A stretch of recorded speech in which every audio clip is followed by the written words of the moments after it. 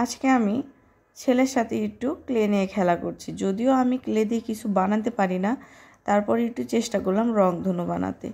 প্রথমে আমি yellow colour, তারপর সবুজ কালার, মানে ক্লেতে যে 12টা রং থাকে সবগুলো রং দিয়েই বানানোর চেষ্টা করব। তো দেখা যাক বানাতে পারি কি না।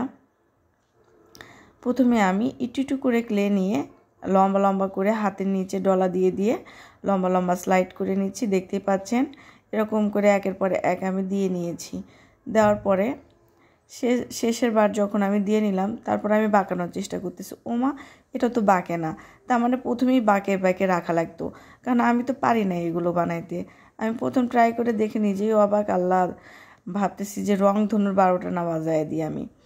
তো যাই হোক, তারপরে আঁকা বাঁকা কাটা অংশটুকু আমি ফেলে দিলাম। ফেলে দেওয়ার পরে কি করব, ওখানে সাইডে ছোট হয়ে গেছে, তো কি করার, সেজন্য আবার আমি ওখানে জোড়া লাগাচ্ছি, মানে পুটিং দিচ্ছি আর কি করার, পারি না তো।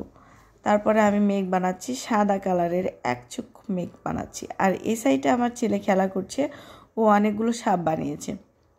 এই সাপগুলো কিন্তু ওই বানিয়েছে, আর যে স্ট্রবেরি এবং কাঁচামরিচটা দেখা যাচ্ছে ওটা আমি বানাচ্ছি। তো যাই হোক, আমার এই মেঘ